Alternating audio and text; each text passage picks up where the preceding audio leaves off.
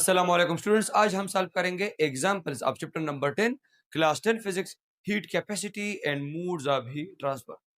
इस चैप्टर के तीन एग्जांपल्स है, एग्जांपल 10.1, 10.2 एंड 10.3। ये तीनों एग्जांपल्स ही रिलेटेड है to a topic specific heat capacity, क्योंकि इस चैप्टर में एक ही मैथमेटिकल फॉर्म है और वो है ही स्पेसिफिक हीट कैपेसिटी का, C is equal to Q divide by M del T। तो इसी से रिलेटेड ये तीनों एग्जांपल्स न्यूमेरिकल एग्जांपल्स हैं। Example 10.1 is a 200 gram sample of a solid metal is heated from 25 to 75 degrees C. If 3500 joules of heat energy is required to rise the temperature of the metal, what is the specific heat of the metal?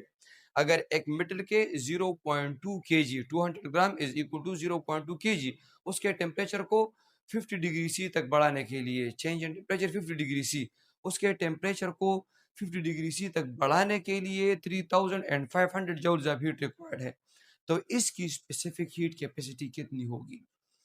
Given data 200 gram is equal to 0.2 kg, initial temperature this one, final temperature this one, change in temperature, final minus initial, final minus initial, 75 minus 25 will give 50 degree C, which is equal to 50 Kelvin, because change of temperature of 50 degree C is equal to change of temperature of 50 Kelvin। Specific heat capacity of the metal C की value को find out करना है। अब C की value आपको पता है, C is equal to Q divided by M del T। ये C की वैल्यू है, which is defined as the amount of heat required to rise the temperature of 1 kg of a substance through 1 degree C or 1 Kelvin। अगर 0.2 kg of this metal block के temperature को 50 degree C तक बढ़ाने के लिए 3500 joules of heat required है, तो इसी मेटल के 1 केजी के टेम्परेचर को 1 डिग्री सी और 1 केल्विन बढ़ाने के लिए, इंक्रीज करने के लिए कितनी हीट रिक्वायर्ड होती है? This is the question. So इस इक्वेशन को यूज करते हुए हम ये वैल्यू फाइंड आउट करेंगे। Implies C is equal to Q की value 3500 joules divide by M की वैल्यू 0.2 kg और डेल टी की वैल्यू 50 केल्विन है। ये गिवन डाटा है। अगर ये कैलकुलेशंस हम परफॉर्म करें तो C की वैल्यू आती है 350 जूल पर केजी पर kelvin. This is the value of C।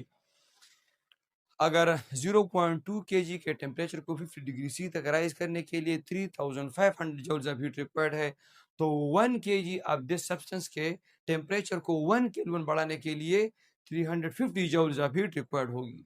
Example 10.2, a half kilogram sample of uranium with specific heat of 900 joule per kg per Kelvin is heated from room temperature of 25 degrees C to 100 degrees C. How much heat is required by the aluminium to rise its temperature? यहाँ पर heat energy observe को find out करना है और specific heat की value given है।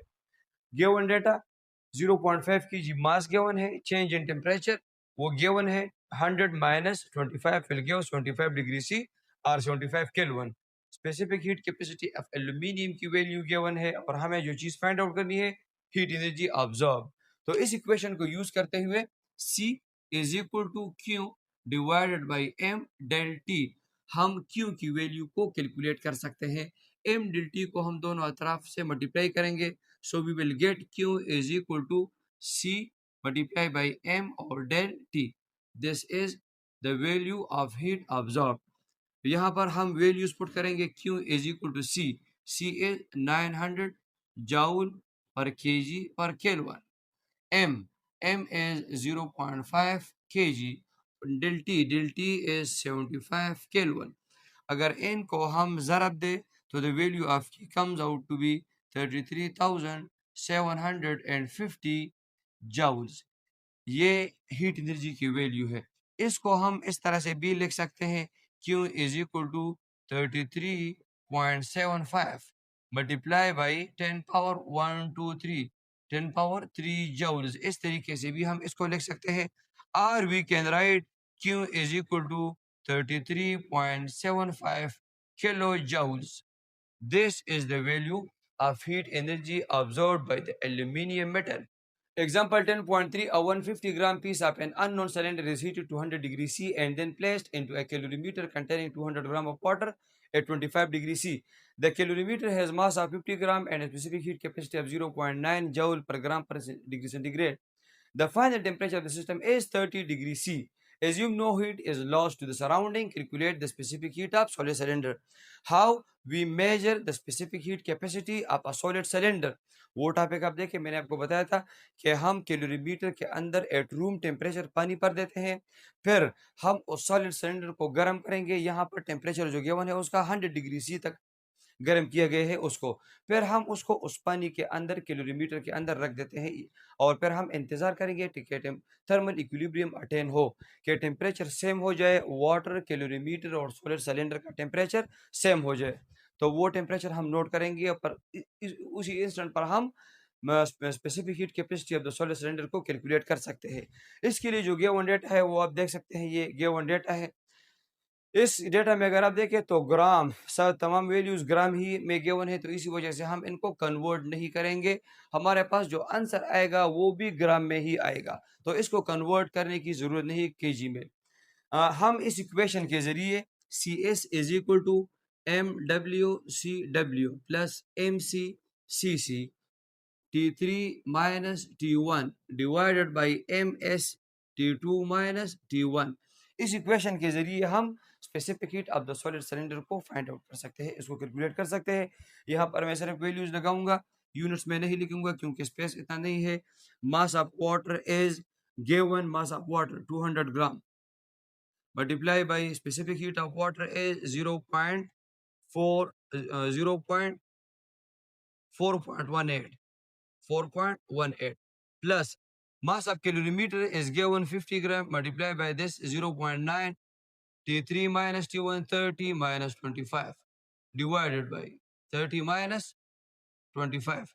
mass of the solid cylinder, यहाँ पर आप देखें mass of the solid cylinder वो given है 150 grams multiply by जो वैल्यू है T2 minus T1 की वो 100 minus 25 डिग्री C।